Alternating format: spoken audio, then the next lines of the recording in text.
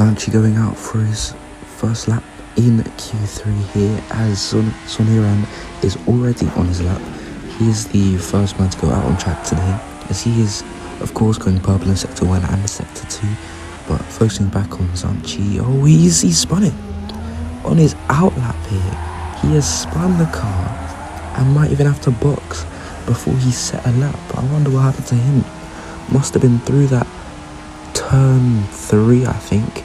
It's very easy to spin the car around, especially in the wet, and he's still having big snaps of oversteer here. This is not good for the Williams man.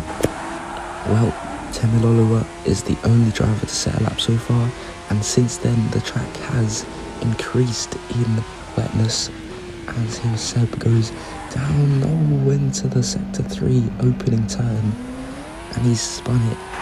A big snapper oversteer on the left-hander, and I'll have to try again next lap. He is on a very fast lap this time, purple in Sector 1 and Sector 2. He has gone almost, I think, 4 tenths faster than Temiloluwa, and he is in Sector 3, a beautiful turn out the hairpin, great exit there. He is 4 tenths up on the Audi as he exits the final corner onto the straight. What will the time be like? And he is gone faster than the Audi.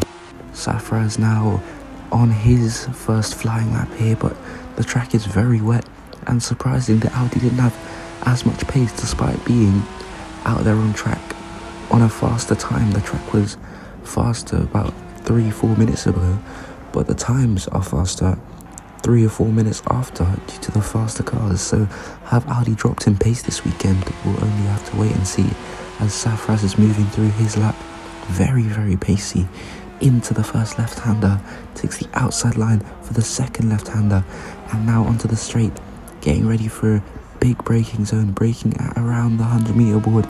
It's a good left-hander, almost goes off the track there, but now he's just got to make sure he gets a good exit onto one of the longest straights on the calendar this season.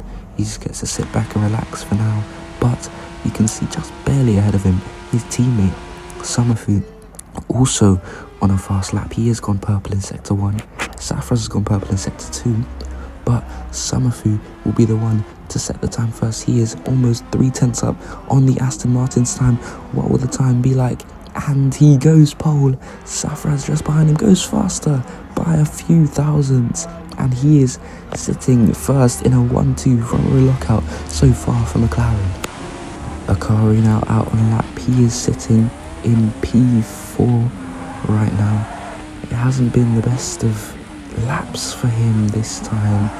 There's a big snap there. He is still going faster than his previous time though. That snap didn't affect him too much, as it's huge braking into the hairpin, and he's spun it around. You could see the front left locking up there, not being able to turn in at all there, and now he's going to have to try again on a latter lap. Well, this lap has been much cleaner from Akari into the first left-hander. He just gets a bit too much on the curb, and he's onto the gravel. He'll have to abort this lap as well, and he spins it around. And will he be able to get it going? He shouldn't be able to. Oh, but he's beached it. He's beached it on the gravel. He's not able to move, and he's out. Well, Paka Yucatan thinks it's dry enough. Probably it might actually be dry enough for the Audi to come out here and set a good lap time after the red flag that Akari caused just about 15 minutes ago. The track has dried up a bit. The rain is lessened, but Paka Yucatan still having trouble. Well, despite that incident on his formation lap, it looks like the car is pretty fast on this flying lap here, but he's not gone fastest in Sector 1 or Sector 2. It's just been a green and a green so far, as he's looking to go faster in Sector 2. He does go faster in Sector 2. It's just a green sector. But it's not looking particularly good for him, as he's looked a bit shaky this lap. The Audi doesn't seem to have the pace that I had in Australia, as he's locking up the front, and he's gone off the track, and he's into the barriers, and I think he's out. Let's just have a look at this replay. He's turning in. The car just won't turn. You can see his hands, they're fully 180 turned around, goes off the track, and he's just a passenger at this point. Cannot do anything about it, into the barriers. That has to hurt for the Mexican there. Well, after the second red flag and lessons learned, Zanchi is out on intermediate tyres with a big snap of oversteer there. Surely that won't affect him too much, but he has rather opted for the intermediates than the softs that Paka Yucatan tried to go for, as he is cruising through this lap.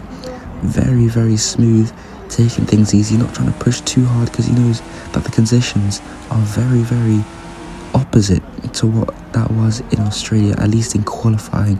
In the race, it did rain, but qualifying was very different to this one.